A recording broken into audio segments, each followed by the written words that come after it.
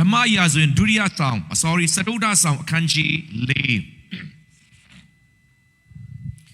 ပထမဆုံးကတော့အဲ့ဒီအမျိုးသမီးမုတ်ဆိုးမှဖြစ်တယ်နော်သူကဘာဒီပြဿနာကြုံတယ်လဲဆိုတော့နံပါတ်1ကတော့သူ့မှာအကျွေးကြီးမားစွာရှိတယ်ဒီဘက်ခက်လို့ဆိုတော့သူ့အိမ် payment ကမပေးနိုင်တော့တဲ့အတွက်နော်မနေ့လည်းပြောပဲဒီဘက်မှာအဓိကတိုက်ခိုက်တဲ့ရန်သူက Mr. Bill နဲ့ငါတို့ fight နေရတာနော်ဆိုတော့ aim bill me bill ဘာ bill ညာ bill နဲ့လာတိုင်း fight နေရတယ်ဆိုတော့အိမ်အကျွေးကနော်လာတိုင်း payment ကမပေးနိုင်တဲ့အတွက်အဲ့ဒီခေတ်မှာတော့အကျွေးကိုမဆက်နိုင်ရင်ကလေးတွေကိုထိုးထည့်ရတယ်ကလေးတွေကလှုပ်အားခါနဲ့သူတို့ဂျုံအဖြစ်တိမ့်သွားပြီးတော့6နှစ်လား9နှစ်လားသူတို့တတ်မှတ်ထားတဲ့နှစ်အထိသူ့သားနှစ်ယောက်ကိုအကျွေးဆက်ပူရန်အတွက်အခြေအနေရောက်သွားပြီဒါကြောင့်ပထမဆုံးပြဿနာကတော့သူ့ရဲ့နော်သားနှစ်ယောက်အသိမ်းခံရတော့မယ်အကျွေးမဆက်နိုင်တဲ့ပြဿနာနောက်တစ်ခုကဘာလဲဆိုတော့မိသားစုမှာတေခြင်းတရားရင်ဆိုင်ရသေးတယ်သူ့ရဲ့ခင်ပွန်းကဆုံးသွားတယ်သူ့ခင်ပွန်းကဘာလို့လဲဆိုတော့ဒီကိစ္စတော့အမှုတော်ဆောင်ဒါမှမဟုတ် prophet ပေါ့နော် prophet Elijah တို့ Elisha တို့စီမှာနီးခံတဲ့prophet အမှုတော်ဆောင်ဖြစ်တယ်ဖြစ်ရှင်တော့သူ့ယောက်ျားလည်းဆုံးသွားတယ်ယောက်ျားဆုံးတော့မိသားစုစီးပွားရေးဝင်ငွေလည်းထိခိုက်တယ်အကျွေးမဆက်နိုင်ဘူးပြီးတဲ့အခါကလေးတော့အသိမ်းခံရတော့မယ်အရှက်ကွဲမဲ့အနေထားရောက်သွားတယ်ဒါကြောင့်ပြဿနာတွေကအားလုံးကစုပြုံပြီးတော့ရောက်လာတယ်လို့ပဲနော်ခင်မွန်းနဲ့ဆုံးတဲ့ကြားထဲမှာအကျွေးကလည်းလာတောင်းနေပြီအကျွေးကလည်းဆက်စရာမရှိဘူးအိမ်မှာလည်းဘာမှရောင်းစရာလည်းမရှိတော့ဘူးကလေးနှစ်ယောက်လည်းထပ်ပြီးတော့ဆုံးရှုံးရတော့မယ်ဒါဟာမိခင်တယောက်တကတော့အရန်ကိုရင်နာစရာအကောင်းဆုံးအခြေအနေဖြစ်တယ်ဒါပေမဲ့ဒီမိသားစုရဲ့အားသာချက်ကဘာလဲဆိုတော့အပိုင်ငယ်တစ်ထဲမှာ prophet အမျိုးသားကြီးမယားတယောက်ဒီအဲလိရှေထံသို့လာ၍ကိုတော်ကျွန်ကျမ၏ခင်ပွန်းသိပါပြီကိုတော်ကျွန်သည်ထာဝရဘုရားကိုယိုသေးတော်သူဖြစ်သည်ကိုကိုတော်သိတော်မူ၏အဲလိရှေရှိမှရောက်လာပြီးတော့သူ့အမျိုးသားကြောင့်လာပြောတယ်ကိုတော်လည်းသိပါတယ်ဒီ prophet ဟာကိုတော်စီမှာတပည့်ခံနဲ့နော်ကိုတော်ရဲ့ငယ်သားဖြစ်တယ်အမှုတော်ဆောင်ဖြစ်ပါတယ်ကိုတော်ကိုယိုသေးတော်သူဖြစ်တယ်အားလုံးပြောပါဖယားယိုသေးတော်သူကျွန်တော်60မှာနင်းမှုမှာအမှုတော်ဆောင်စစက်ကတဲ့ချိန်မှာအဲ့ဒီမှာခေါင်းဆောင်နဲ့ဆရာတယောက်ရဲ့ကျွန်တော်အဲ့ဒီနေ့သူ့ရဲ့ကျမ်းစာကျွန်တော်ဖတ်မိတာပေါ့နော်အဲ့ဒီကျမ်းစာဖတ်တဲ့ချိန်မှာကျွန်တော်လှမ်းပြီးတဲ့ချက်ကဒီကျမ်းချက်ဖြစ်တယ်ဒါနဲ့အဲ့ဒီကျမ်းစာဖတ်ရင်အရန်ခွန်နာရသွားတာကသူကကျမ်းစာထဲမှာဆိုရင်သူမှတ်ချက်တွေပါတခါတည်းရေးသွားတယ်အပေါ်မှာသူအဝါလေးနဲ့ highlight လုပ်ပြီးတော့ဘာကြီးလဲဆိုတော့ဖယားကိုယူသေးတော့သူလည်းပဲအကျွေးတင်တတ်တာပဲဝါအဲ့ဒီဖွင့်ပြချက်ကအရန်မိုက်သွားကျွန်တော်ထင်တာဖယားကိုကိုယ်တဲ့သူဖယားနဲ့အမှန်နဲ့ဆိုတော့အရာအလုံးအစင်ပြရလိမ့်မယ်ဆိုရင်ကျွန်တော်ဟောကြားချက်ထဲမှာအမြဲတမ်းကျွန်တော်ပြောတာရှိတယ်ဒါပေမဲ့အဲ့ဒီဆရာကတော့ရေးတယ်နော်ဖယားကိုယူသေးတော့သူလည်းအကျွေးရှိတတ်တာworship leader လည်းပဲအကျွေးရှိတတ်တယ်အမြဲတမ်းဖယားချီးမွမ်းတဲ့သူလည်းပဲဖျားနာတတ်တယ်နော်ဖယားနဲ့မမဆယ်ဘူးလို့ပြီးတော့သူဟာလည်းပဲတခါလေမတရားတာလည်းခံရနိုင်တယ်ဖယားပေါ်မှာတစ္ဆာရှိမှုရွေးချယ်မှုကြောင့်ထောင်ထဲလည်းရောက်တော့တဲ့ယောသပ်ဖယားကိုပဲကိုးကွယ်မယ်မိအိမ်ထဲကကဲနိုင်တယ်မကဲခဲ့ရင်တော့အဲ့ဒီဖယားတော့ရုပ်တုကြီးတော့မကိုးကွယ်ဘူးဆိုတဲ့ဖယားပေါ်မှာအရန်တစ္ဆာရှိခြင်းကြောင့်လည်းမိအိမ်ထဲမှာရောက်သွားနိုင်တယ်ဆိုတဲ့မှတ်ချက်လေးဒီနေ့ပေးရှင်အာမင်ဆိုတော့ကျွန်တော်တို့အရာခတ်သိမ်းဟာဒုက္ခပြဿနာကြုံခြင်းဆိုတာကဖယားနဲ့မမှန်လို့ဖယားကဒဏ်ခတ်လို့ဆိုတဲ့ negative ကိုမသွားစေချင်ဘူးဟုတ်တယ်နော်ဓမ္မဟောင်းကာလမှာတော့ဖယားဆုံးမခြင်းခံရလို့အမျိုးမျိုးတော့ပြဿနာရှိနိုင်တယ်ကိုအတုံးမချလို့ဒုက္ခပြဿနာလည်းကြုံရနိုင်တယ်ရွေးချယ်မှုမှားယွင်းလို့ပြဿနာတွေလည်းရှိနိုင်ပါတယ်တပည့်ကနေလည်းဖယားအခွင့်တော်ထဲမှာဖယားကိုယ်တိုင်ခွင့်ပြုလို့ရောက်လာတဲ့ပြဿနာတွေလည်းကြုံရနိုင်တယ်ဒါပေမဲ့အကြောင်းရင်းကအရေးမကြီးဘူးအာမင်ဘာကြောင့်ဆိုတာကအရေးမကြီးဘူးဒါပေမဲ့သူပြဿနာကိုကျွန်တော်ဘယ်လို respond လုပ်တယ်လဲဘ ဘလို့တုံ့ပြန်တယ်လဲဆိုတဲ့အရာကပဲပိုအရေးကြီးတာဖြစ်တယ်ကျွန်တော်တို့လူတွေကတော့ပြဿနာတစ်ခုဝင်ဘာကြောင့်လဲဝိုင်းပေါ့နော်အမြင်တမ်းကျွန်တော်အကြောင်းပြချက်ကိုပဲရှာတတ်တယ်အကြောင်းပြချက်ကိုသိတာကတကယ်ထွတ်မြောက်တဲ့အဖြေတော့မဟုတ်ခဲ့ဘူးလမ်းဘေးနားမှာခရစ်တော်နဲ့တပည့်တော်တွေသွားတဲ့ချိန်မှာလမ်းလျှောက်တဲ့ချိန်မှာလမ်းဘေးနားမှာထိုင်တဲ့မြစ်ကမ်းတစ်ယောက်တွေ့တယ်ဆိုတော့တပည့်တော်အစည်းအဝေးထိုင်နေနော်အဲ့ဒီစည်းဝေးကတော့လမ်းလျှောက်ရတဲ့အစည်းအဝေးထိုင်တာပေါ့နော်တယောက်ကပြောတယ်ဒီလူမြစ်ကမ်းတဲ့သူငါကြည့်နေတာတဲ့ဒါမျိုးကဘလိုင်းကြီးဖြစ်တာမဟုတ်ဘူးတဲ့နော်သူ့ဘိုးဘေးကြောင့်ဖြစ်နိုင်တယ်သူ့မျိုးရိုးကြောင့်ဖြစ်နိုင်တယ်သူ့မိဘအဖြစ်ကြောင့်ဖြစ်နိုင်တယ်သူ့အမေဘက်ကဖြစ်နိုင်တယ်မျိုးရိုးချိန်သားကြောင့်ဖြစ်နိုင်တယ်ဒါမှမဟုတ်ဒီကောင်အရင်တော့ဘာကောင်းမကောင်းတာတွေနော်ရှေးဘဝအရင်ဘဝကဘာမကောင်းနိုင်လောက်ခဲ့လို့ဒီလိုခံလဲမှမသိတာဆိုပြီးတော့တပည့်တော်တွေကဘာကြောင့်လဲဆိုတဲ့အကြောင်းရင်းကိုရှာကြတယ်ဒါပေမဲ့ခရစ်တော်တော့ပြောတယ်နော်ကျမ်းစာထဲမှာတိကျတော့ပါမယ်မင်းတို့ရှာမရှိကြနဲ့အာမင်ရှောက်မပြောကြနဲ့ဒီအရာဟာဘသူ့အကြောင်းမှမဟုတ်ဘူးဘိုးဘီကြောင့်လည်းမဟုတ်ဘူးမိဘကြောင့်လည်းမဟုတ်ဘူးငါဘုန်းတော်ဖယားတခင်ဘုန်းတော်ထင်ရှားဖို့ဖြစ်တယ်ဟာလေလုယာလက်ကုပ်တီးလက်ပြောက်ချီးပါမယ်အာမင်ဒါကြောင့်ဘာအကြောင်းကြောင့်ပဲကြုံဘာပြဿနာရေးပဲလာလူအနေနဲ့မဖြေရှင်းနိုင်တဲ့ဟာကြီးပဲလာလူအနေနဲ့ဘလူအနေနဲ့မထပ်ပေါက်မရှိတဲ့ပြဿနာပဲကြုံအချင်းချက်ထဲမှာဘလူပဲရောက်ပါလေစေတင်းရဲ့နှလုံးသားကိုဖျားပေါ်မှာပဲထားပါဘလူစိတ်နဲ့ရင်ဆိုင်ရမလဲဒီအရာဟာဖျားဘုံတော်ထင်ရှားဖို့ဖြစ်တယ်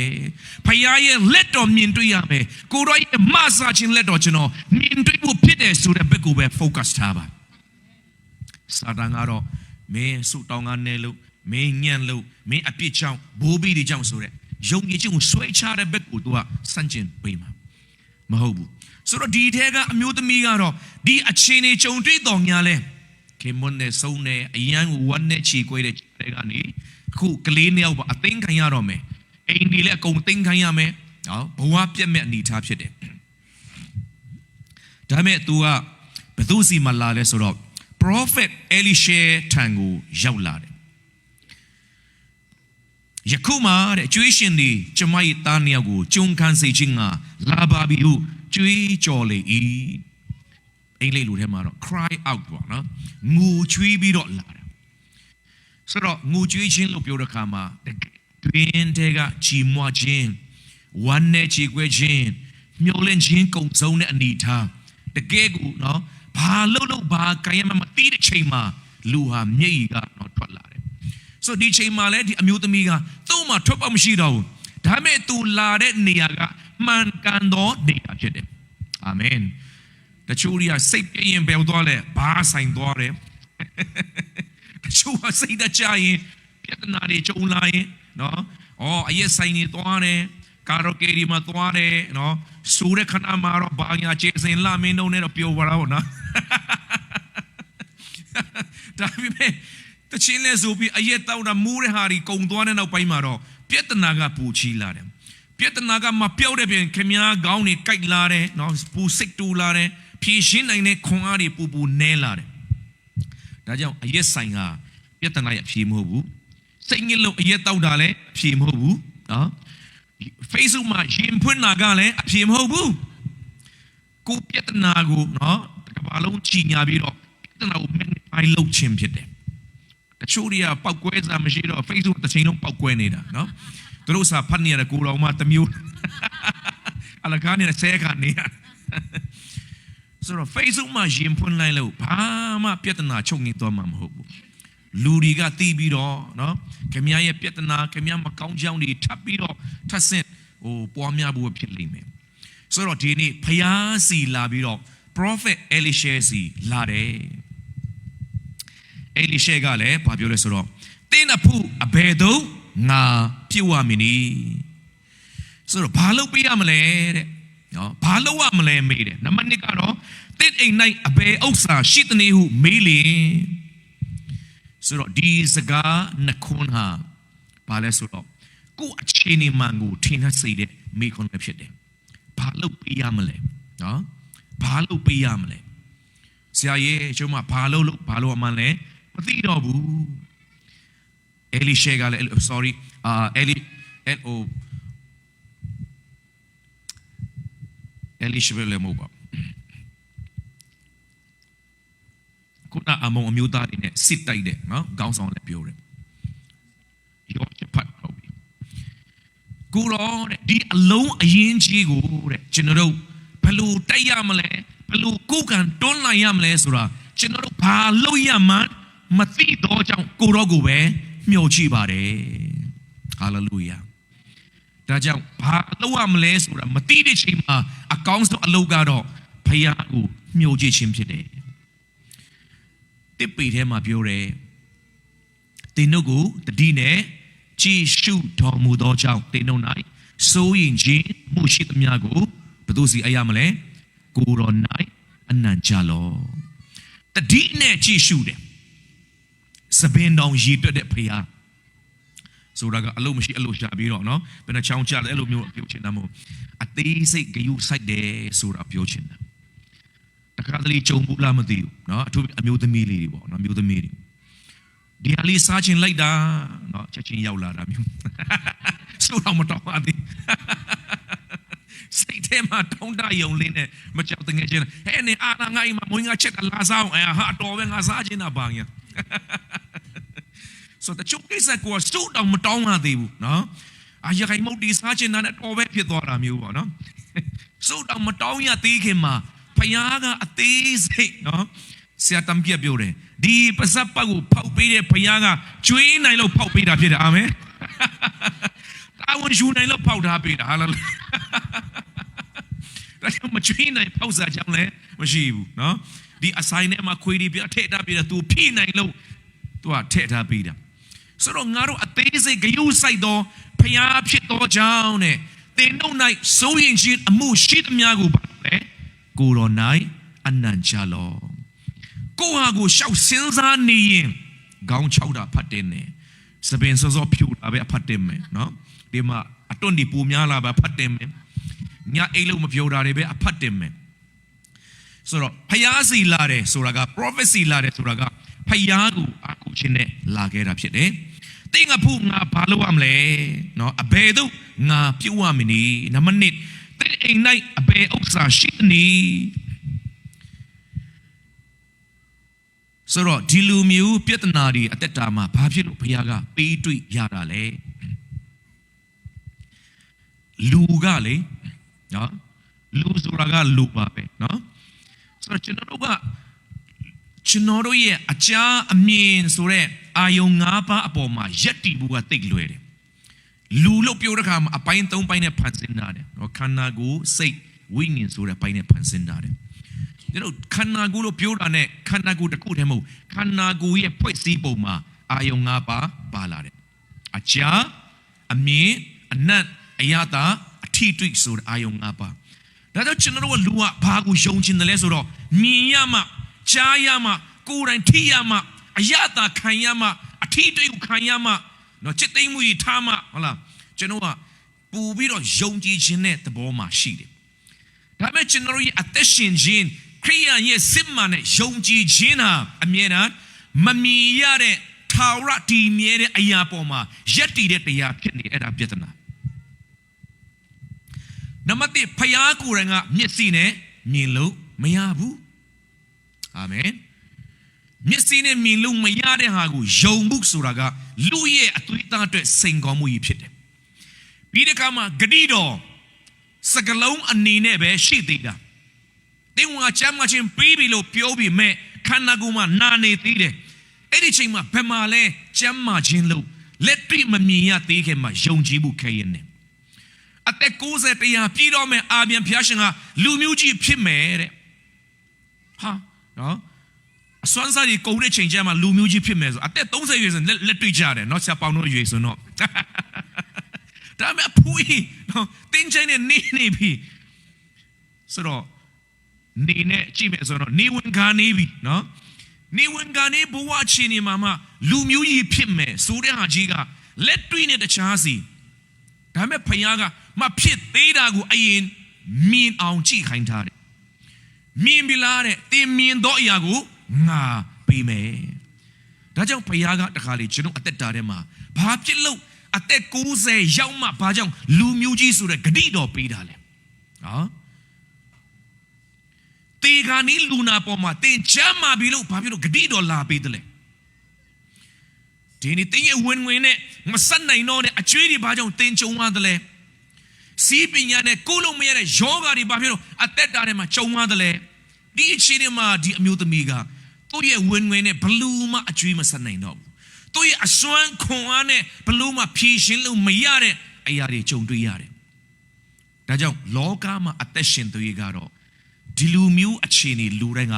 ကြုံရတာ။အစဉ်ပြေတဲ့ချိန်အများရှိခဲ့တယ်လို့တခါတလေစာမေးပွဲရောက်လာတယ်။ကိုယ့်ရဲ့ယုံကြည်ချက်လာစစ်တဲ့စာမေးပွဲခါတိုင်းနဲ့မတူဘူးနော်။အော်အမျိုးတွေလည်းကယ်လို့မရတော့ဘူး။အသည့်တွေလည်းကယ်လို့မရတော့ဘူး။ကိုယ့်ရဲ့အတွေ့အကြုံကလည်းဘလို့မှဖြည့်ရှင်းမှုမနိုင်တော့ဘူးဆိုတော့ဒါကဘာလဲဆိုတော့ဖခင်ကငါတို့ရဲ့တတ်နိုင်ခြင်းကိုအားကိုးတဲ့စိတ်ကိုဟာကိုဟုတ်လာပြီဆိုတဲ့မိမိကိုယုံကြည်ခြင်းမိမိကိုပေါ်မှာယက်တည်တဲ့အဲ့ဒီယုံကြည်ခြင်းကိုအရင်ဆုံးဖခင်ကဖယ်ရှားခြင်းတာဖြစ်တယ်အာမင်အဲ့ဒီအရာဖခင်ရဲ့တကူတော်နဲ့ဘယ်တော့မှယောနောပြီးတော့အလုံးမလုံးဘူးဒီအခြေအနေကျွန်တော်ကြုံမှုလိုအပ်တယ်ပီတာရဲ့အသက်တာကြောင့်လည်းကျွန်တော်တို့ခဏခဏဝင်ရတယ်နော်ဆရာတယောက်ကပြောတယ်ပီတာရဲ့ဘဝခံယူချက်၅ခုတဲ့ရေရှိရမယ်ငါရှိမယ်ပိုက်ကွန်ရှိမယ်လေရှိမယ်ငါပီတာဂျမ်းမတမြကာလာပလုံးဘယ်တော့မှမငတ်စေရဘူးလူဆိုတာကိုလုံးကိုဖြစ်တယ်နော်ဆိုတော့မယုံကြည်သူအများစုဒီတိုင်းပဲလေကိုလုံးမကိုရမှာပေါ့နော်ဆိုတဲ့အတွေ့အထဲမှာပဲယုံကြည်ခြင်းနဲ့သွားနေတာဒါပေမဲ့အဲ့ဒီညမှာတော့ရေလည်းရှိတယ်ငါလည်းရှိတယ်ပိုက်ကွန်လည်းရှိတယ်လေလည်းရှိတယ်သူတော်ချမ်းမာလုံးလို့တညလုံးပိုက်ကွန်ချခဲ့တာရလားမရဘူးအဲ့ဒီညကငါးရရက်ဆက်တယ်နော်တကောင်မှမထွက်ဘူး lockdown နော်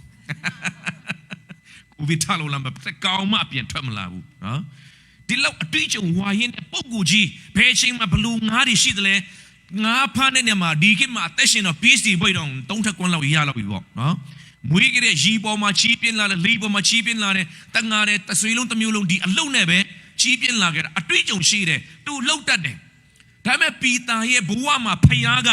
သူ့ကိုအစားထိုးဖို့ဖယားကိုပဲကိုးစားတက်လာဖို့တွန်းတဲ့ချိန်မှာပထမဆုံးဘာကိုဖယ်ရှားပေးတယ်လဲဆိုတော့ငါလုံနိုင်တယ်ငါလှုပ်တတ်တယ်ငါအတွေ့အကြုံရှိပါတယ်ဆိုတဲ့self confident မိမိကိုယ်ကိုယုံကြည်ခြင်းကိုဘုရားကအရင်ဆုံးဖြည့်ရှင်းလိုက်တာ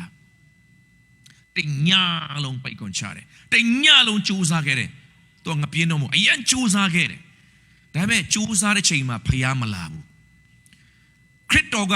ချိန်ပါများစွာခါတိုင်းတပည့်တော်စီလာတဲ့ခါမှာတပည့်တော်တခါအရင်လွတ်တယ်မင်းတို့ဟိုတပည့်ကန်သွားငါနောက်မှလိုက်လာခဲ့မယ်ဒါပေမဲ့တပည့်တော်လေနဲ့ခီးပြိုတဲ့ချိန်မှာလမ်းတော်မှာမုန်တိုင်းတိုက်ပြီးတော့လိုင်းနေပူထားတဲ့ရီတွေကလေထဲမှာဝင်ပြီးတော့နှစ်လုံးမတက်ဖြစ်တဲ့ချိန်မျိုးမှာတော့မှခရစ်တော်ကရီပြင်းပေါ်မှာလမ်းလျှောက်ပြီးတော့ရောက်လာတယ်အားလုံးကတစီတရေလို့ပဲမှတ်ထင်ထားတယ်တကောင်ရံမလာတယ်ဒါပေမဲ့ပီတာစီမှာတော့တကောင်ရံမလာဘူးငါလုံနိုင်တယ်ဆိုတဲ့ချိန်မှာဖျားမလာဘူးငါအတွေ့အကြုံရှိပါတယ်ဆိုတဲ့ချိန်မှာမလာဘူးခါတိုင်းတော့အလို့ဖြစ်ကောင်းဖြစ်ပြီမဲ့ဒီချိန်မှာဖယားကပီတာရဲ့အသက်တာထဲမှာဂျေဇုတော်မှာတပါအခြားသောမိန်လာမရှိဘူးဆိုတာရှင်းရှင်းလင်းလင်းသိဖို့ရန်အတွက်တညလုံးကိုဖယားကလွန်စီခဲ့တယ်အာမင်ညအလယ်မှာပီတာစီမှာရောက်လာပြီးတော့ပီတာကိုကူညီလိုက်မယ်ဆိုရင်ပီတာရဲ့တက်တဲ့ခံချက်ဘာဖြစ်သွားမလဲငါရဲ့ကြိုးစားမှုက90%ယေရှုရဲ့ကျေးဇူးတော်က90%နော်ကျေးဇူးတော်နဲ့ငါကြိုးစားမှုပေါင်းမှပဲဘဝမှာအောင်မြင်တယ်ဆိုတဲ့တက်တဲ့ခံချက်ထွက်လာမယ်ဒါပေမဲ့ရွှေမာတော်မှနော်ဘယ်လိုမျိုးရွှေတွေလိုချင်ကြလေးထဲမှာရွှေစင်နော် pure gold ဆိုတာကတကယ်ကိုမီးနဲ့စစ်ပြီးတော့အမိုက်တစ်ခုမှမရှိတော့တဲ့အဲ့ဒီရွှေစင်ကတော့တန်ဖို့အရှိဆုံးပဲဒီလိုပဲ pure grace ဆိုတဲ့ဖယားရဲ့စင်ကြယ်တဲ့ယေရှုတရားမှာလူအကျင့်တစ်စက်မှရောစလို့မရဘူးကယ်တင်ခြင်းမှလည်းဒီတိုင်းပဲယေရှုကငရဲကနေလွတ်ဖို့ကယ်တင်ခြင်းရဖို့တရားမှာတရားသူ့ဘက်ကနေအမှုပြီးပြီဆိုတဲ့ တရားမတရားပြီးစုံအောင်အလုံးစုံသူလုပ်ပေးခဲ့တယ်ရှင်တို့ဘက်ကတော့အဲ့တော့ဘလို့နဲ့လက်ခံလဲသူလုပ်ပြီးတဲ့အရာကိုယုံကြည်ခြင်းတစ်ခုတည်းနဲ့ပဲလက်ခံရယူလို့ရတယ်အကျင့်နဲ့တွားရောဆက်လို့မရဘူးထိုနည်းတူပိသားရဲ့ဘဝမှာလည်းပဲတညလုံးစူးစမ်းပြီးမဲ့မရခဲ့တာကဘာကိုသိဘူးလဲခရစ်တော်မပါရင်ကိုရောရဲ့ခြေစွတော်ကလွဲရင်တခြားမင်္ဂလာကျွန်ုပ်နိုင်မရှိဘူးဆိုတာသိမှတ်ဖို့ရတဲ့ဖခင်ကအဲ့ဒီညကိုလွန်စီခဲ့တာဖြစ်တယ်ဒီနေ့အပိရှင်နဲ့တင်းရဲ့ဘဝမှာအကောင်းဆုံးစူးစမ်းတဲ့ခြားတဲ့ကတခါလေဖြစ်မလာတော့တဲ့အခြေအနေကြုံတဲ့အခါမှာအတန်နဲ့ဆုံးစုတောင်းလာခဲ့တဲ့ပြင်ဆင်လာခဲ့တဲ့နော်ကိုခါရင်လှုပ်ယူလှုပ်နေချအတွေ့အကြုံနဲ့လှုပ်လာခဲ့ပြီးမဲ့ဒီအခြေအနေမှာဘလို့မှရှေ့ဆက်တိုးလို့မရတော့အနေထားမတင်ကြုံတွေ့ရတယ်ဘေးချက်နံချက်ထဲမှာကြုံတွေ့ရတယ်အဲ့ဒီတည်းမှာကွင်းပြဿနာအလဲမှာပိတ်မိနေတယ်ဆိုရင်ထွက်ပေါက်မရှိဘူးလို့ခံစားနေရင်ဒီနေ့စိတ်မချပါနဲ့အဲ့ဒီအချိန်ကအတစ်တော်ဘုရားခင်ရဲ့လက်တော်ကိုမြင်တွေ့မဲ့ချိန်ကာလဖြစ်တယ်အတစ်တော်ဘုရားပြုမဲ့နမိတ်လက္ခဏာအတစ်ကိုမြင်တွေ့မဲ့ချိန်ကာလဖြစ်တယ်အာမင်ဆိုလူကလေလွယ်လေကိုနဲ့မာနာချီလွယ်တယ်မိမိကိုအမြဲတမ်းဝါကြောခြင်းတဲ့တဘောကတော့အထဲမှာအပြည့်ပဲဣသီလလူမျိုးတွေဂျေရကောမြို့ကိုတိမ်ပိုက်ခဲ့တယ်ချီမာတဲ့အောင်မြင်ခြင်းရခဲ့တယ်သူတို့ရှိမှဂျေရကောမြို့ကိုပြူချခဲ့တယ်အကုန်လုံးတပ်ဖြတ်ပြီးအောင်မြင်ခြင်းရယူခဲ့တယ်အဲ့ဒီချိန်မှာသူတို့ကဘာဖြစ်သွားလဲနော်မတိမတာကိုဟာနဲ့ကိုဟုတ်လာပြီထင်တဲ့စိတ်ကပြန်ဝင်သွားတယ်နောက်ထပ်တိုက်ပွဲတစ်ခုထပ်တိုက်ဖို့ဖြစ်လာတယ်အဲ့ဒီတိုက်ပွဲကဘာလဲဆိုတော့အာအီမြုပ်ဆိုတဲ့နော်ရွာကလေးတစ်သေးလေးကိုတိမ်ပိုက်ဖို့ဖြစ်လာတယ်ဒါပေမဲ့ခြေကောနဲ့နိုင်ရှင်မယ်ဆိုတော့အဲ့ဒီအာအီမြုပ်ဆိုတာကတစ်သေးလေးအဲ့တော့သူတို့ဘာတယ်လဲငါတို့ဒီဂျေရကောမြုပ်ယူတော့ငါတို့သိမ့်ခဲ့သေးတာပဲဒီမြုပ်တစ်သေးလေးလောက်ကတော့ဗျာဆိုပြီးတော့နော်ဟိုတွားချိုးတဲ့ဟိုဖွိတ်တွေပဲလွတ်လိုက်တယ်တတ်တာတိဒီပဲကိုမဆူဆောင်တဲ့ဖွေးတွေလွတ်လိုက်တာနော်မင်းတို့တော့ဒီကတာသေးပဲအေးစီဆိုတော့အမြင်မှာမြုပ်သေးသေးလေးဆိုပေမဲ့နော်တို့ကအထင်သေးပြီးတော့ဇာတိကိုမတိမတာအမိပြုတ်ပြီးတော့သွားလဲတိုက်ရောအကုန်လုံးနော်ခါရစစ်ပွဲရှုံးပြီးတော့အကုန်ထွက်ပြေးလာခဲ့တယ်ဒါကြောင့်ကျွန်တော်လည်းတခါလေးပီတာကလည်းငါအရင်ကငါဖမ်းနေကြပါတညလုံးဆိုအရင်ကငါများစွာရခဲ့ဘူးပါတယ်ဒီတခါလည်းရမှာပါဖခင်ကအဲ့ဒီစိတ်ကိုအလိုမရှိတဲ့ကြောင့်သူ့အပေါ်မှာပဲလုံးလျားလျားအမိပြုတ်တာဘုရားရှင်လိုချင်တဲ့အတွက်အဲ့ဒီညကိုဘုရားကလွန်စေခဲ့တယ်ဘလောက်ကြိုးစားပြီးမဲ့တကောင်မှမရခဲ့တာကစစ်မှန်တဲ့ဘုရားရဲ့ကျေးဇူးတရားကိုခံစားဖို့ကြောင့်ဖြစ်လာတယ်အာမင်ဒါကြောင့်ဒီအမျိုးသမီးလည်းပဲဒီတိုင်းပဲသူ့ဘဝမှာဘလူနေနဲ့မှဖြေရှင်းလို့မရတဲ့ပြဿနာကြုံလာခဲ့တယ်နံပါတ်1ဘလူလောက်ရမလဲသူမသိဘူးနံပါတ်2သူ့မှာဘာရှိတယ်လဲနော်တော့ဘာပြောလဲဆိုတော့အိမ်မှာတဲ့စီဦးတလုံးမှတပါအဘယ်ဥစ္စာမြမရှိပါဘူးပြောဆိုတော့သူရဲ့အခြေအနေမှာဘုရားရှင်လက်တော်ထဲမှာအလိုက်တယ်ကိုတော့ကျွန်တော်မှာတော့ဘာမှမရှိဘူးကျွန်တော်မတတ်နိုင်တော့ဘူးဒီပြဿနာကျွန်တော်ဘယ်လိုဖြေရှင်းမလဲမသိဘူးเนาะကျွန်တော်မှရှိတာဆိုလို့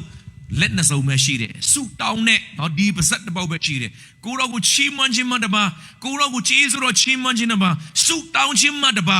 ကိုတော့ကျွန်တော်မှဘာမှတခြားမရှိဘူး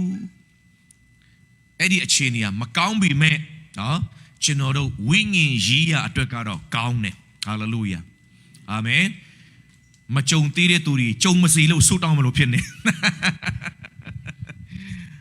ဒါပေမဲ့အားလုံးကတော့အတိုင်းအတာတစ်ခုထိဖြစ်တန်းလာခဲ့ကြတယ်ကြုံတွေ့ခဲ့ဘူးကြတယ်အားလုံးတက်သိခံချက်လည်းရှိကြမှာပါဒါပေမဲ့ဘုရားဆိုတာကဘုရားကအဲ့ဒီ level တစ်ခုမှပဲတတ်နေတာဘုရားအလိုတော်မရှိဘူးတင်းကိုတဆင်ပြီးတိုးတက်စေခြင်းတော့ဘုရားဖြစ်တယ်တာကြီးမြင့်သောအရာကိုပို့မဲ့ဘုရားဖြစ်တယ်ဟာလေလုယာဒါကြောင့်အဲ့လိုအစင်တက်ပြရန်အတွက်ဖြည့်စွာတဲ့စာမေးပွဲဖျက်ချော်ရတဲ့အရာတွေရှိတယ်ဆိုတော့ဘုရားလက်ထက်မှာအလိုက်တယ်အေလိရှေကဘာပြောလဲဆိုတော့လမ်းငယ်ချက်ရောက်လာပြီအေလိရှေကတော်လောအိမ်နီးချင်းရှိသမျှတို့တွင်လက်တော်ဥရုပ်ကိုငှားယူလော့များစွာသောဥရုပ်ကိုငှားယူလော့ဆိုတော့ကိုတော်မအစင်မပြေပါဘူးဆိုမှသူများစင်နဲ့ထပ်ပြီးတော့နော်ငှားရမယ် ပြင်ယူခိုင်းတာလဲဦးအလွတ်ဒီပဲသူများစင်စီနေစီချီးလိုက်တော့ဒါအဖြေဖြစ်ကောင်းဖြစ်နေတယ်တခါလေကျွန်တော်တို့ကပြဿနာကြုံတဲ့ခါမှာတော်ရမယ်နေရာမှာမတော်တဲ့ခါမှာပြဿနာကပူကြန့်ကြာသွားတတ်တယ်ဆိုပါစို့နော်အတိတ်ကပါလေရေတောင်ကျွန်တော်ကသူ့စီမှာအကျွေးရှိတယ်ဒေါ်လာ3000 5000ပေါ့အကျွေးစမဲ့ချိန်မှာမဆက်နိုင်ဘူးအဲ့ဒီတော့နော်ဒီအကျွေးကိုကျွန်တော်ဘယ်လိုဖြေရှင်းမှုစိတ်ကိုလဲဆိုတော့အချိန်လေးရောက်ပြီဆိုတော့နော်ငါဒီအကျွေးဘယ်လိုဆက်ရမလဲမသိဘူးပြီးတော့ဒီမှာပရာစီမှာသွားတယ်နော်sorry ပပရဲ့ကျေးဇူးပြုပြီးတော့နော်ကျွန်တော်ခက်ခဲနေလို့နော်ကျွန်တော်ပတ်စံ9000လောက်ခဏချီးပါကျွန်တော်နောက်လာမှတေချာပြန်ဆက်ပါမယ်တော်လည်းတနာပြီးတော့နော်ဆရာဆိုတော့လည်းအာနာပြီးတော့ချီးလိုက်မလေးဆိုပြီးတော့ဒေါ်လာ9000ကျွန်တော်ချီးလိုက်တယ်ဆိုတော့ကျွန်တော်ဒေါ်လာ9000နဲ့တော့အန်တီဒေါ်ရီတောင်စီမှာကျွန်တော်သွားဆက်လိုက်တယ်ဒီဘက်ကမီးခဏငိမ့်သွားတယ်ဒါပေမဲ့ဒီမီးတောက်ခါဒီမှာပြန်ထပ်ဖွင့်တလားဆိုတာနော်အကျွေးရွေးချိန်အယမ်းမြန်တယ်ပူမြန်တယ်အကျွေးစားတဲ့နေမျိုးဆိုရက်ဒီစက္ကန့်နေဘလို့မြန်မှမသိဘူးနော်ကဘာကြီးကလဲတာပူမြန်တယ်လို့ပဲဆိုတော့အဲ့ဒါနောက်လာလဲပြီးတော့မယ်ဆိုတော့လာကုံငါးနေမှာဒီပြဿနာမဖြေရှင်းတဲ့မျက်နှာပြက်ရတော့မယ်အဲ့ဒီတော့နော်ကျွန်တော်ဘယ်ထပ်သွားလဲဆိုတော့ဒီမှာနော်နာမည်ဘယ်လိုခေါ်လဲကိုထီအောင်တော့တတိပဲပေါ့စီပဲလေနော်ဆိုတော့သူ့စီမှာကိုထီအောင်ရဲ့နော်ကျေးဇူးပြုပြီးတော့ကျွန်တော်ဒေါ်လာ9000လောက်ချေးပါဗျာကျွန်တော်နောက်တလမကြာစေတလနဲ့ကျွန်တော်တေချာပြန်ဆက်ပါမယ်နော်ဒါနဲ့သူ့စနေနောက်တခါတော့လဲတနာလောက်ချေးပေးလိုက်တယ်အဲ့ဒီဒေါ်လာ9000ကိုဘယ်ပြန်ပေးလိုက်လဲဒီမှာပပောက်စီမှာထပ်ပေးဒီမီးကတော့ခဏငိမ့်သွားတယ်နော်ဒါပေမဲ့နောက်တခါဒီမှာထပ်ပေးတော့မီးကနော်ပြန်တောက်အောင်ပြန်ရောဆိုတော့တော်လေးကိုနော်ပြဿနာကပြီးသွားတာမဟုတ်ဒီကိုစတဲ့ဒီကနေဟိုကိုစတဲ့ဒီကနေဟိုနောက်ဆုံးမှာအတင်းအားလုံးကုန်သွားပြီအတင်းတော့မျက်နှာမပြတ်ရဲတော့တခါရီကျွန်တော်ကပြဿနာကိုဖြေရှင်းတာကကိုအရှက်မရဘူးလောက်ပဲကျွန်တော်ကဖြေရှင်းခြင်းတာအဲ့လိုဖြေရှင်းနေကလည်းထာဝရပျောက်ကွယ်သွားမဲ့ဖြေရှင်းနေမျိုးမဟုတ်ဘူးလူနီလူဟန်နဲ့ပဲပြဿနာပူပွားများစေမဲ့နော်ကိုယ့်ရဲ့ကျေးဇူးတင်ရမဲ့ပုံကူတွေပဲပူများလာတယ်ဒီအမျိုးသမီးကတော့ဘယ်သူစီသွားလဲတခြားအိမ်မှာသွားပြီးတော့မသွားတော့ဘူးဖယားစီတက်မလာတယ်ဟာလေလုယာအာမင်ဆိုတော့ prophecy လာတယ်ကိုတော့အချိန်တွေကတော့ဒီလိုပဲအခုကလေးတွေလာသိမ်းတော့မယ်နော်ကျွန်မလည်းဘာမှမရှိဘူးအိုးစီဦးလုံးမတပါအခြားကျွန်တော်မှမရှိဘူးဆိုတော့အဲ့ဒီမှာ prophet ကြီးကလမ်းညွှန်ချက်ပေးတယ်ဒါဆိုရင်ဦးလုတ်ကိုအများကြီးနော်နည်းနည်းမို့အများကြီးအလုံးပြောအများကြီးငားလာခဲ့ယူလာခဲ့နော်ဆိုတော့အဲ့ဒီအထိနော်သူကပြောသွားတယ်ဆိုတော့ပထမလမ်းညွှန်ချက်ကတော့အိုးရှိသမျှဦးလုတ်တွေကိုငားဖို့များစွာသောဦးတို့ကိုငားယူလို့ဆိုတော့ပထမအခြေလမ်းနော်ဒါနဲ့အပိုက်ငယ်လေးကိုအိမ်တို့ရောက်တော့ခါသားတို့ကိုခေါ်၍တကားကိုပိတ်ပြီးမှငားယူသောဦးများအထဲသို့စီကိုအပြည့်လောင်း၍ထားလို့စင်ဒီတိုင်းထိုမိန်းမသည်တွား၍သားတို့သည်ဦးများကိုယူခဲ့ပြီးမှမိန်းမသည်သားတို့နှင့်အတူအိမ်ထဲသို့ဝင်၍တကားကိုပိတ်လျက်စီကိုလောင်းလေ၏ဦးများ၌စီပြည့်သောအခါဦးတလုံးကိုယူခဲ့အောင်ဟုသားအားဆိုလျင်ဦးလည်းမရှိပါဟုပြန်ပြောတော်စီဒီတန်လျက်နေ၏ဦးလဒီငါပါပြီးတဲ့ခါမှာအိမ်ထဲမှာတကားပိတ်ပါအဲ့ဒီမှာတင်းတို့တားမိဒီနော်အဲ့ဒီခင်ဗျားတို့မှာရှိတဲ့ဦးထဲမှာရှိတဲ့စီကိုအဲ့ဦးလက်ထဲမှာလောင်းလိုက်တလုံးပြီးပြီးစင်တီးတန်ဖယ်လိုက်အကုန်ပြီးမှဆူလိုက်ဆိုတော့အဲ့ဒီလမ်းညွန်ချက်ဟာလက်တွေ့တော့မချဘူးဒီတိုင်းတာမစဉ်းစားမယ်ဆိုတော့ဘာမှမရှိတဲ့ဦးထဲမှာဘာမှမရှိတဲ့ဦးတွေကစီကိုအနေငယ်ကိုနော်ဘာမှမရှိတဲ့ဦးလက်ထဲမှာဘာမှမရှိတဲ့ဦးတွေကစီအနေငယ်ကိုလောင်းရမယ်ဆိုတဲ့ကြီးကလက်တွေ့မချဘူးဒါမဲ့တခါလေဖယားရှင်က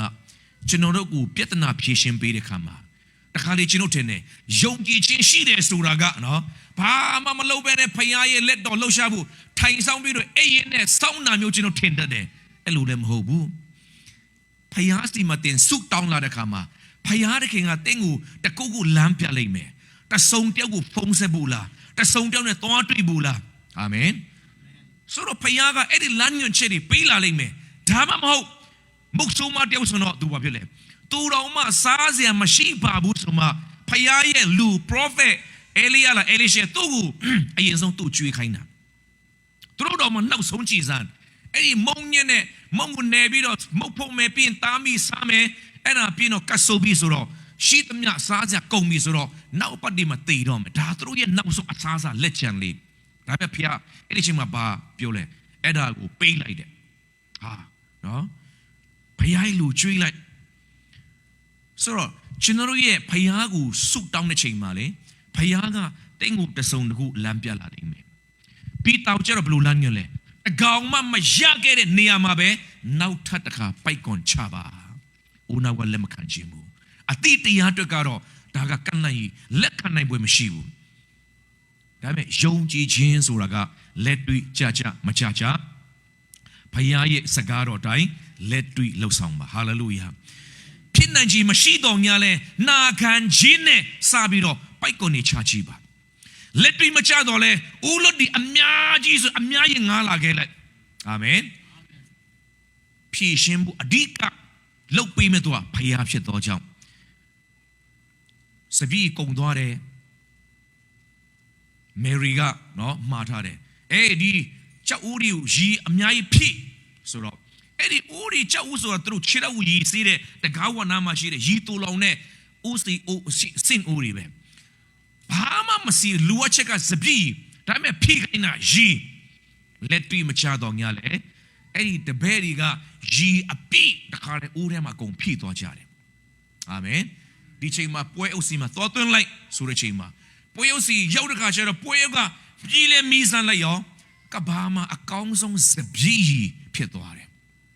ဒါကြောင့်ကျွန်တော်ဖခင်ရဲ့တွန်တဲ့လမ်းကြောင်းထဲမှာကျွန်တော်ယုံကြည်ခြင်းတူးပွားစေတဲ့ခါမှာလေဒီတိုင်းငါတို့ဘာမှမလုပ်ဘဲနေတော့ဘာမှတူးပွားမှာမဟုတ်ဒါပေမဲ့ဘလူလောက်အမှမသိတဲ့ချိန်မှာလက်တွေ့မချတဲ့ဖခင်ရဲ့စေခိုင်းချက်အပေါ်မှာယုံကြည်ခြင်းနဲ့တင်ချီလန်းလာတဲ့ခါမှာတင်ကိုယ်တိုင်ဖခင်နဲ့အတူလက်တွေ့လှုပ်ဆောင်နေတာဖြစ်တဲ့အတွက်အဲ့ဒီနမိတ်လက္ခဏာတကယ်ဖြစ်လာတဲ့ခါမှာလဲဖခင်တကယ်ရဲ့တဘာဝလွန်နဲ့တကူကိုတင်ကိုယ်တိုင်မြင်တွေ့ခံစားရတယ်ဒါဦးနှောင်းနဲ့တီးတဲ့တီးမဟုတ်တော့ဘူးသူတစ်ပါးတက်တေခံလို့တီးတဲ့အတိတ်တက်မဟုတ်တော့ဘူးတင်ကိုယ်တိုင် encounter ဖြစ်ပြီးတော့ဖခင်ကိုနဖူးတွေ့ဒူးတွေ့တီးလိုက်တဲ့အရာဖြစ်တယ်အာမင်အားလုံးတော့ကျွန်တော် US ရောက်တဲ့ချိန်မှာအားလုံးသိချင်မယ်ကျွန်တော်ယုံပိုင်းဆိုင်ရာကိစ္စတွေကမြန်မာပြည်နဲ့မတူဘူးနော်ဒီဘက်မှာတော့တော်တော်လေးကိုစိတ်ရှိရှင်းသင်ကန်သိရတယ်နော်ဒီဘက်ဖွဲ့ရ AC ပဲအရင်တော့ငါတို့ကြားဘူးယုံကိစ္စအဆိုင်လမ်ဘလူတင်ရဒါမှမဟုတ်ဖောင်မဘလူတင်ရတယ်ဆိုရှယ်ဘလူရှောင်းရတယ်နော်ဆိုတော့ကြားတာရှိပြီမယ်နော်ကိုယ်ရိုင်းယုံသွားပြီးတော့မဖြေရှင်းမချင်လေအဲ့ဒီအတိတက်ပဲဒါမဲ့တကယ်ကိုယ်ရိုင်းသွားပြီးတော့ဖြစ်တန်းလာပြီးမှတိလာတဲ့အရာကမှတကယ်သိခြင်းအမှန်ဖြစ်တယ်အာမင်ဆိုတော့ဒီအမျိုးသမီးလည်းပဲဦးလွတ်ဒီငားလာခဲ့ဆိုတော့ဦးလွတ်ဒီငားလာတယ်အိမ်ထဲမှာတကားပိတ်တယ်ဒါနဲ့သူ့မိခင်က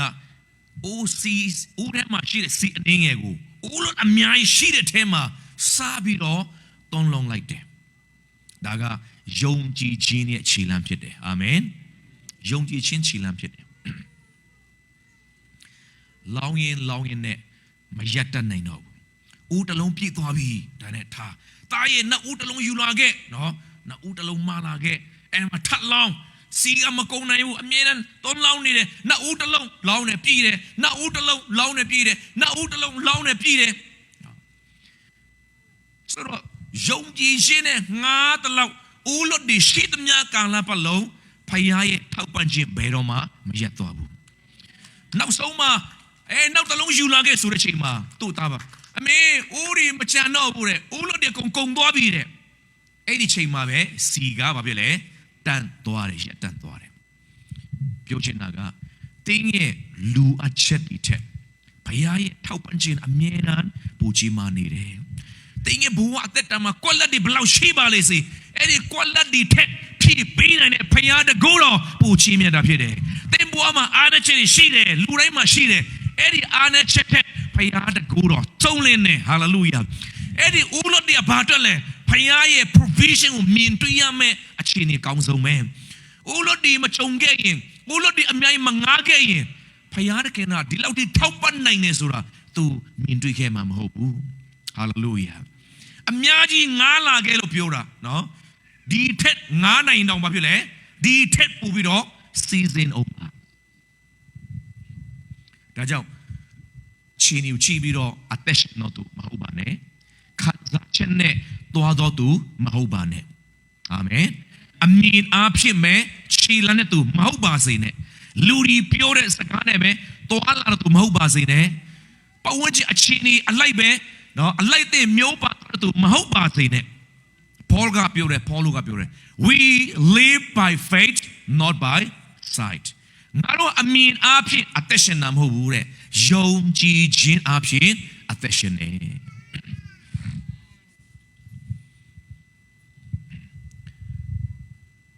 ဆိုတော့ရန်ကုန်မှာ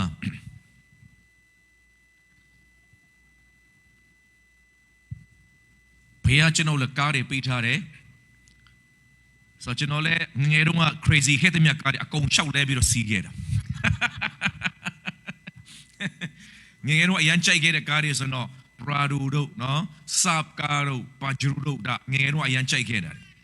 ဆိုတော့ဘုရားကောင်းချီးပေးတဲ့ခါကျွန်တော်အကုန်လုံးတခုပြီးလဲပြီးတော့စီးတယ်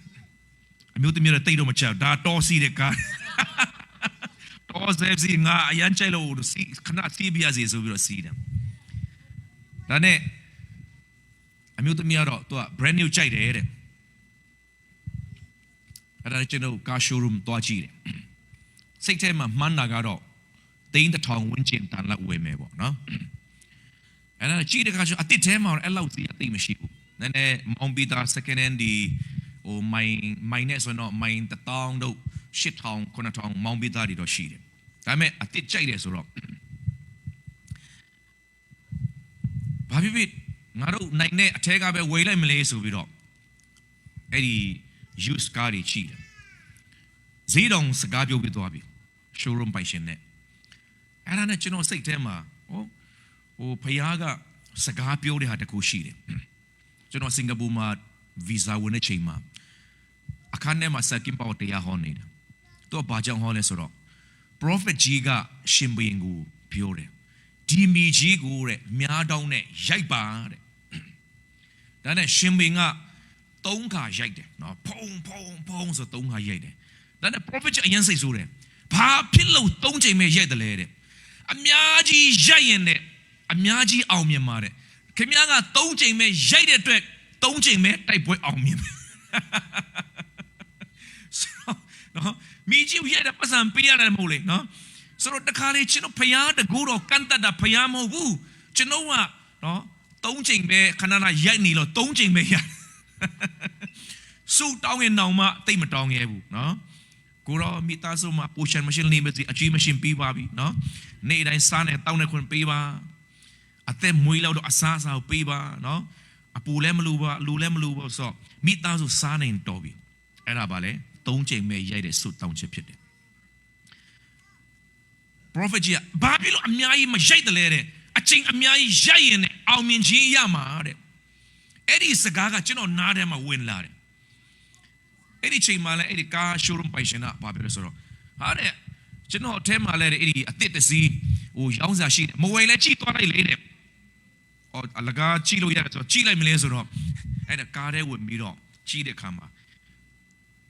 ကျွန်တော်အဲ့ဒီကားထဲဝင်လိုက်တာနဲ့ကိုမစင်းနိုင်တော့ကားထဲကအဲ့ဒီကားအရန်ကျွေသွားတယ်နော်ဆိုတော့ကားတော့တရုတ်ကားဒါပေမဲ့တရုတ်ကားထဲမှာတော်တော်နာမည်ရှိတဲ့ကားတရုတ်တွေတီးတဲ့အရန်ဆွေးမြက်စရာကောအရန်လောက်တတ်တယ်နော်စိတ်ထဲမှာတီးပြီးတဲ့ engine ပိုင်းတော့ဂျပန်ဘလူးမမျိုးဆိုတာတီးတယ်ဒါပေမဲ့ချောလို့ကိုဝယ်ချင်တာသူရဲ့ရုပ်သူရဲ့ dream decoration တွေသူရဲ့ infotainment တွေကစားအရန်ကိုကားထဲမှာထိုင်လိုက်တာနဲ့သူရဲ့ sound system တွေရောအကုန်လုံးတွေကအရန်မိုက်တဲ့ခါကျဘလို့မှမစင်ချင်တော့မိမသွားတော့ဟိုမှာပတ်စံရှင်းမယ်ဆိုတော့ဟိုချီဒီချီကျွန်တော်ဟိုစန်းဒီစန်းနဲ့ ဒီကားပဲယူရအောင်လို့ပြောလိုက်တာမျိုးသမီးလန့်သွားတယ်အရန်ဈေးကွာတယ်လေဆိုတော့အဲ့တော့1500လောက်ရှိတယ်ဆိုတော့ဘယ်ပစာနဲ့ဝေမလဲတဲ့မဟုတ်ဘူးလို့ဘုရားရှင်ငါ့ကိုစကားပြောတယ်လို့အချိန်အများကြီးရိုက်ပါလို့ဘုရားဆိုတော့တုံးတာပဲမရိုက်နဲ့အချိန်အများကြီးရိုက်နော်ဆိုတော့အဲ့ဒါနဲ့ဒီစိတ်ထဲမှာအဲ့ဒီစကားကလေကျွန်တော်စင်ကာပူသွားတော့ကကြားခဲ့တဲ့စကားကဖယားကဝိညာဉ်တော်ကပြန် remind လုပ်တဲ့ခါမှာလေရှိတာမရှိတာမတတ်နိုင်ဘူးလို့နော်ဒီကားကိုယုံကြည်ခြင်းနဲ့ဝေမယ်ဆိုတော့ဒါနဲ့အစမှာတော့အဲ့ဒီ900လောက်ကတော့တနည်းကနေယူပြီးတော့ဝေတာဖြစ်ပြီးမြဲဖယားကလေတကယ်အနော်ဆယ်ကောင်းတယ်အဲ့ဒီကားနဲ့ပတ်သက်တဲ့အရာအလုံးလဲလုံးဝဖယားတောင်းယူသွားတယ်အာမင်ဟိုယူလဲအဲ့ဒါပဲရမှာနော်ဒီကမြတ်ရိုက်တဲ့ခါကျမြတ်လည်းရအာမင်ဆိုတော့ပြောချင်တာအဓိကဘာလဲဆိုဖယားကပြောတဲ့စကားအရေးရှိတယ်ဖယားကဒီချိန်မှာတင်းကိုဘလို့ခြေလန်းခိုင်းတယ်လေအာမင်ဒီချိန်မှာဘလို့ပေးခိုင်းတယ်လေခုနမုတ်ဆုံးမဆိုသူ့မှာတော့မရှိပါဘူးဆိုမှအစင်းရဲဆိုအချိန်မှာအခက်ခဲဆိုအချိန်မှာမျိုးစေ့ကိုကျဲခိုင်းလိုက်သေးတယ်ဒါကြီးကခြေလန်းမှုခက်တယ်ဒီအမျိုးသမီးကျတော့ကိုသူ့မှာလည်းဘာမှမရှိတဲ့ဟာကိုနော်သူများစဲနေစီအပြည့်ဦးတစ်လုံးလောက်ချီးရင်တော်သေးတယ်ဦးလက်ဒီထပ်ငါခိုင်းတယ်လက်တွေ့မချဘူးပြီးတာတညလုံးလှုပ်တဲ့ကျူးစားတဲ့နေရာမှာတကောင်မှမရတဲ့နောက်ထပ်တစ်ခါပိုက်ကွန်ပြန်ချခိုင်းတယ်လက်တွေ့မချဘူး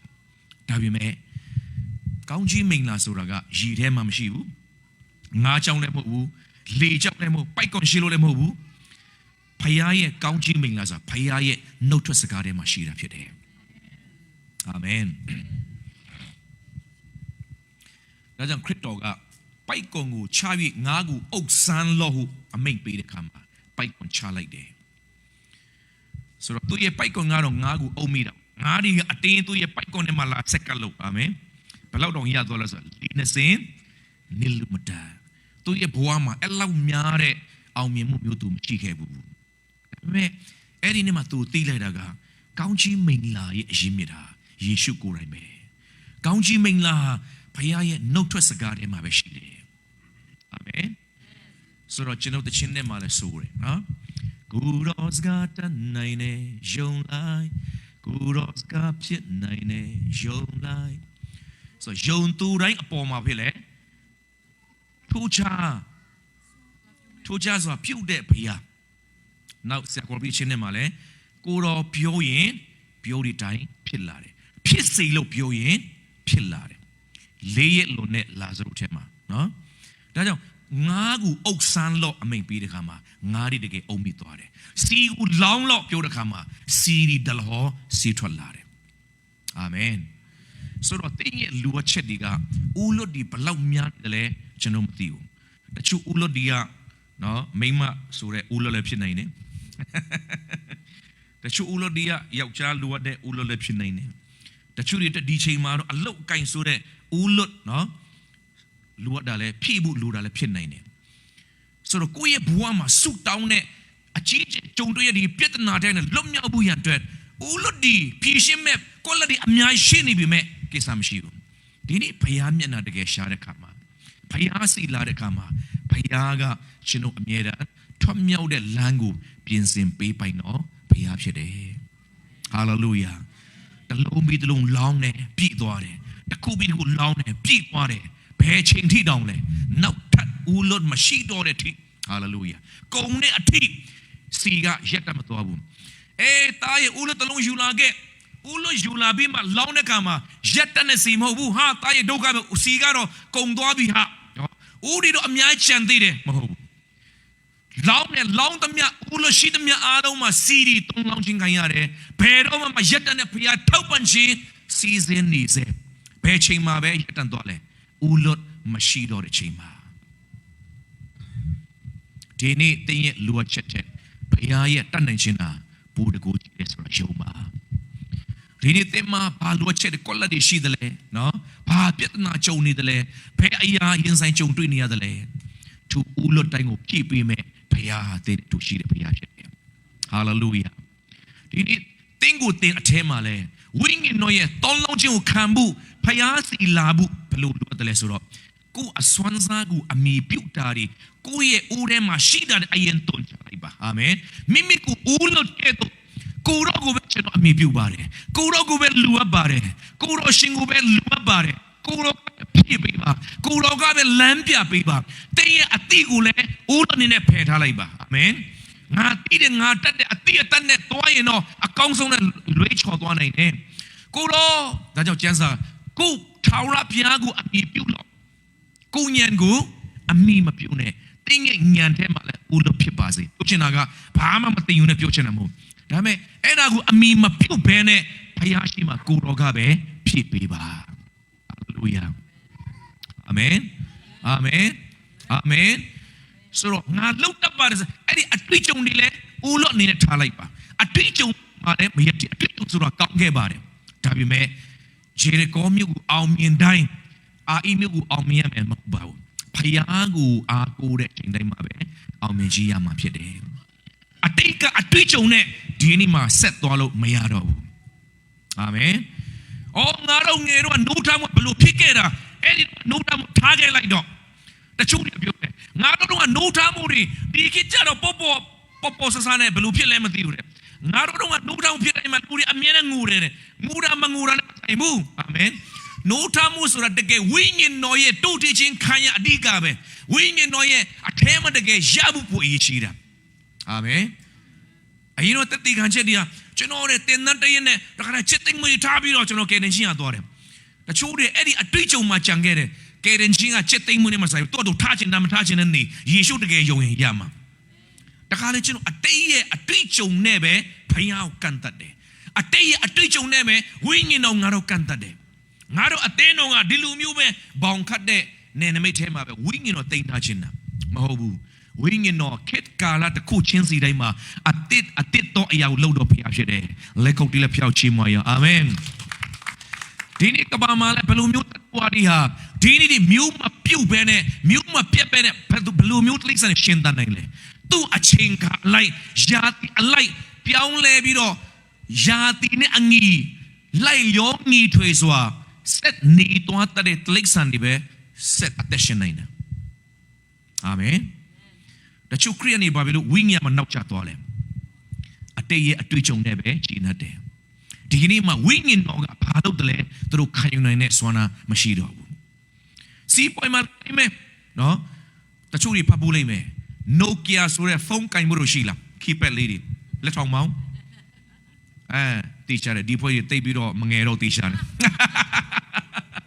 တော်တော်လေးအရွယ်တကူကြီးရောက်လာအဲ့တော့ကျွန်တော်ကိုင်ခဲ့တဲ့ဖုန်းတွေက Nokia ဖုန်းဆိုတော့တကယ်နော် Nokia ဆိုအရန်နာမည်ကြီးကောင်းခဲ့တယ်ဒါပေမဲ့ဒီနေ့မှာ Nokia ဆိုတော့တော်တော်လေးရှားသွားပြီမရှိတဲ့လောက်ဖြစ်တယ်ဒါတော့သူတို့အမှုဆောင်အရာရှိချုပ်ကဘာပြောတယ်လဲဆိုတော့သူတို့တုံးတက်တဲ့ခါမှာတဲ့ငါတို့ကဒီလိုမျိုးဈေးကွက်ထဲနေပျောက်ကွယ်သွားရလောက်အောင်ဘာအမားတစ်ခုမှမလုပ်ခဲ့ပါဘူးတဲ့အမားတော့မလုပ်ပြီမဲ့ခေတ်ဤစည်းချောင်းရဲ့နီးပညာအသစ်နဲ့လိုက်လုံးကြီးတွေစက်မစည်းမျိုးတဲ့အတွက်အရင်ကသူတို့ကောင်းခဲ့ပြီမဲ့အမားမလုပ်ခဲ့ပြီမဲ့ဒီကနေ့မှာဖုန်းစည်းကွက်ထဲမှာရှင်းတန်လို့မရတော့ဘူးဆိုတော့ကျွန်တော်တို့ဒီတိုင်းပဲဝိညာဉ်ရေးရမှာလဲအမြဲတမ်း up to date ဖြစ်နေဖို့လိုတယ်ဖုန်းဒီတော့မှ software တွေအမြဲတမ်းသူ့ချိန်ကနဲ့သူအဲ့ဒီချိန်မှာတင်းရဲ့ software ကိုနော် update လုပ်ပါ upgrade လုပ်ပါဆိုပြီးတော့နော်မြင့်တင်မှု version တွေတခုပြီးတခုသူတို့မြင့်တင်ခိုင်းနေတာကျွန်တော်တို့လည်းပဲဝိညာဉ်ရေးရမှာ version တွေ update အမြဲတမ်းလုပ်ဖို့လိုတယ် hallelujah အတိတ်တရားနဲ့မဟုတ်ဝိညာဉ်တော်နဲ့ချိတ်ဆက်ပြီးတော့ download ဆွဲမှာအာမင်ဝိညာဉ်တော်ကအထဲမှာပဲ့ပြင်မှာကျွန်တော်အသက်နဲ့မဆိုင်ဘူးအဲ့ဒါကဝိညာဉ်တော်နဲ့အမြဲတမ်းသွားတော့သူကဒီကနေ့မှာဝိညာဉ်တော်ဘာလုပ်တယ်လဲဘာအလိုရှိတယ်လဲဆိုတာကိုသိနိုင်တော့သူအမြဲတမ်းဝိညာဉ်ရည်စည်းကြောင်းထဲမှာဆက်ပြီးတော့ရှင်းသန်ကြည်ထွားနိုင်မှာဖြစ်တယ်အဲ့ဒါမျိုးအထဲမှာဝိညာဉ်တော်ကတွန်းလုံးလို့ရတာဖြစ်တယ်ဟာလေလုယာကျွန်တော်ရဲ့နှလုံးသားလဲစာငတ်ချင်းဆိုတဲ့ဦးလွတ်တီယူလာပါ Sunday လာတဲ့ခါမှာဦးလွတ်နဲ့လာပါအာမင်ကျမ်းစာဖတ်တာနဲ့ဒီဆရာပါဟောမလားငါသိပြီးသားဆိုတဲ့ထားနဲ့ဆိုတော့ဘုရားရှင်တွန်းလုံးလုံးမရအရင်ကကျွန်တော်တို့နော်ဆရာကြီးခရစ်စတိုဖာအလမ်နဲ့ကျွန်တော်တွားခဲ့တော့ English crusade တွေလုပ်တော့နေရာတော်တော်လိုက်ခဲ့တော့ကျွန်တော်သူ့တယောက်ချက်အကုန်လုံးလွတ်ရတခါလေးတကယ်ချင်းနဲ့စားနောက်တယ်ဒီညတော့နော်ခေါင်းမှုဖောက်မလားမသိဘူးသူတို့အနာတဲ့အကြောင်းဟောမလားမသိကျူတင် prophet ဟောလို့ရတယ်ကိုတိမန်ဒါပဲပြောချင်တာကနော် ခေါင်းစဉ်တူကောင်းတူလိမ့်မယ်တချို့ဆရာကြီးသူတို့တချို့လည်းဟောနေကြဟောတယ်ဆိုမဲ့ဒါပေမဲ့ကျွန်တော်ကိုယ်တိုင်နဲ့သတိထားမိတာကလေကျွန်တော်လည်းဟောနေကြတယ်ပြန်ပြန်ဟောတာပါပဲဒါပေမဲ့ဝိညာဉ်တော်ဟောခိုင်းတဲ့ချိန်မှာဟောတိုင်းမှာခေါင်းစဉ်တော့တူကောင်းတူမယ်ဒါပေမဲ့အထဲကစကလုံးဒီပြောတဲ့အချက်ဒီဝိညာဉ်တော်ဖွင့်ပြတဲ့အရာတွေကတစ်ချိန်တိုင်းမှာအသစ်လန်းဆန်းတဲ့ဝိညာဉ်တော်ကအသစ်တော်မာနမှုအမြဲတမ်းချပေးတဲ့ဝိညာဉ်တော်ဖြစ်တယ်အာမင်ဒီကျွန်တော်တင်လို့ဆရာမုံတောင်တယောက်ချင်းချမ်းတော့ရှင်း simple လေးပဲယူရှင်းတယ်ခေါင်းစဉ်လည်းအဲ့လောက်မမြောင်ဒါပေမဲ့ဟောနေကြစကားဖြစ်ပေမဲ့အဲ့ဒီဟောတဲ့ဟာကိုပြန်ဟောတဲ့ခါမှာလေအရင်ကကမြမကြားခဲ့ဘူးတဲ့အသစ်တော့ဝိညာဉ်တော်ရဲ့ဖွင့်ပြချက်အများကြီးစီစဉ်နေတာအဲ့ဒါကအသက်တရားလို့ခေါ်တာဖြစ်တယ်အလွတ်ချက်ဟောတာဟူဆောက်တဲ့ဟောတာဆိုတော့ intellectual ဆိုတဲ့အတိတရား level ပဲအကျိုးပေးတာဒါပေမဲ့အလုံးသားဝိညာဉ်ဆိုတဲ့အသက်ယူစီးထွက်ခိုင်းတဲ့ခါမှာ holy စီးထွက်လေပဲ hallelujah အာမင်ဦးနောက်ပဲရှင်လန်းစေတာမဟုတ်ဘူးအတွင်းဝိညာဉ်ထဲမှာနှလုံးသားထဲမှာတခုခုခံစားရတယ်အသက်တာတွေတူတချင်းခံစားရတယ်အတွင်းထဲကယုံကြည်ခြင်းတည်ဆောက်ခြင်းခံရတယ်မျှော်လင့်ခြင်းနဲ့ရှင်းတန်လာဟာလေလုယာအဲကြောင့်ဘုရားရှိလာတဲ့ခါမှာဦးလွတ်အနေနဲ့အမြဲတမ်းလာပါစာငတ်ခြင်းနဲ့လာပါဟာလေလုယာကျွန်တော်သိပါတယ်ဆိုတော့စီတုံးလုံးလို့မရဘူးတခါလေကိုယ့်ဟာကိုဘာနဲ့ပြည်လဲ self ကိုယ့်အကြောင်းနဲ့ကိုယ်ပြည်နေတယ်ဘုရားရှင်ဖြည့်ပြီးလို့မရဘူးတခါလည်းငါလုံနေကြပါကိုယ့်ဟာအတွေ့အကြုံနဲ့ဖြည့်ထားလိုက်တယ်တုံးလုံးမရဘူးအာမင်ဒါကြောင့်ဦးလွတ်ဒီနဲ့အမြဲတမ်းဘုရားစီလာပါဟာလေလုယာဝိညာဉ်တော်ရဲ့ဘိတ်သိခြင်းအတွက်လည်းဘာလို့လဲကိုရောကိုကျွန်တော်လူအပ်တယ်ဒီကနေ့မှာအသစ်တပံကျွန်တော်တို့ဒီပါအသစ်တပံကျွန်တော်စကားပြောပါဟာလေလုယာအရင်ကမခံစားခဲ့ဘူးတဲ့ကိုရောရဲ့အချစ်မျိုးအရင်ကမချားခဲ့ဘူးတဲ့ကိုရောရဲ့အတန်တော်တွေဖွင့်ပြချက်တွေအသစ်တော်ယူပါယုံတွေကျွန်တော်တို့ဒီပါစကားပြောပါကျွန်တော်ဖွင့်ပြပါကျွန်တော်ဖြည့်ပေးပါကျွန်တော်မိသားစုမှာကိုရောအလုပ်လုပ်ပါကိုရောသားသမီးတွေကိုရောပဲကိုင်တွေပေးပါကိုရောကပဲစကားပြောပါကိုရောကပဲတွန်းတင်ပါသားသမီးတွေအားလုံးကိုလည်းကိုရောရှင်မှာအလွတ်နေနဲ့အမြဲတမ်းယူဆောင်လာပါဟာလေလုယာဒါလေးကျွန်တော်တို့ကကိုယ့်အောင်ပြည့်နေတယ်မာနနဲ့ပြည့်နေတယ်ငါသိတယ်ဆိုတဲ့စိတ်နဲ့ပြည့်နေငါလုံနေချက်အတွေ့အကြုံနဲ့ပြည့်နေတယ်ပိတာလည်းလုံနေချက်အလုပ်ဖြစ်ပြီးမဲ့အလုပ်မဖြစ်တော့တဲ့နေရောက်လာတတ်တယ်ဒါကြောင့်ဒီသင်္ကန်းစာထဲကနေသူပြဿနာကအကြီးကြီးပဲလူအနေနဲ့မဖြေရှင်းနိုင်တဲ့ပြဿနာပဲဒါပေမဲ့ဒီအခြေအနေတွေအားလုံးဦးတွေပြည့်သွားပြီဆိုတဲ့အခါမှာအဲ့လောက်နဲ့ပဲရက်တက်မသွားဘူးနော်အပိုင်ငယ်ခொနစ်ထဲမှာဦးတွေအားလုံးလည်းစီပြည့်သွားပြီဦးလည်းတစ်ခုမှမချန်တော့ဘူးအပိုင်ငယ်ခொနစ်သူမိမဒီလာပြီးဘုရားသခင်ဤလူကိုကြားပြောလင်ပြဿနာကြုံတဲ့ခါမှာလည်းလာတယ်အစင်ပြေတဲ့ချိန်မှာလည်းယေရှုတင်ကြောင်းလာပြောတာဖြစ်တယ်အာမင်တောင်းကတော့တောင်းပြီးတော့ဆုတောင်းအဖြေရတော့ဘုရားနဲ့ဝေးသွားတာမဖြစ်ပါစေနဲ့အာမင်ဘုရားစီမှာကိုရောဆုတောင်းတဲ့အဖြေတော့ရပြီ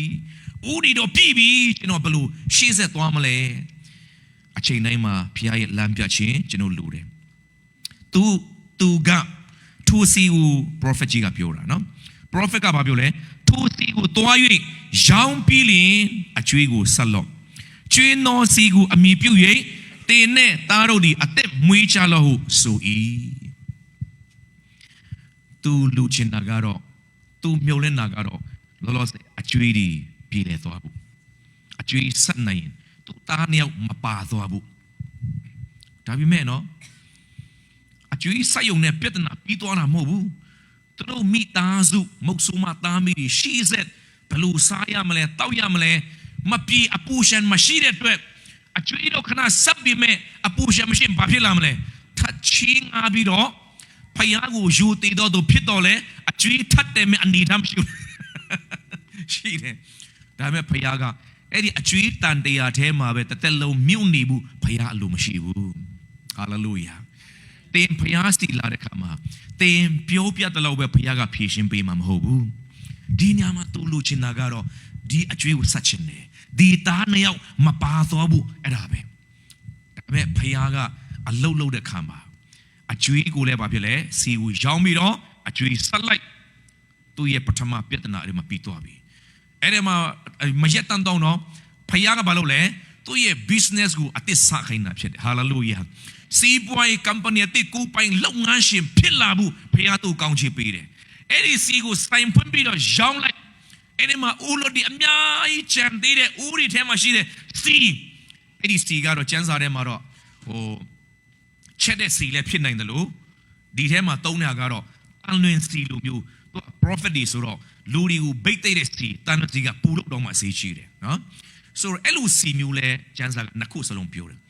ဆိုတော့အဲ့ဒါကတိတိလေးနဲ့တော့အရန်တန်ဖို့ကြီးတာဦးလို့ဒီအပြည့်နဲ့ဆိုတော့အများကြီးသူ့မှာအကျွေးပြေလဲအောင်တမက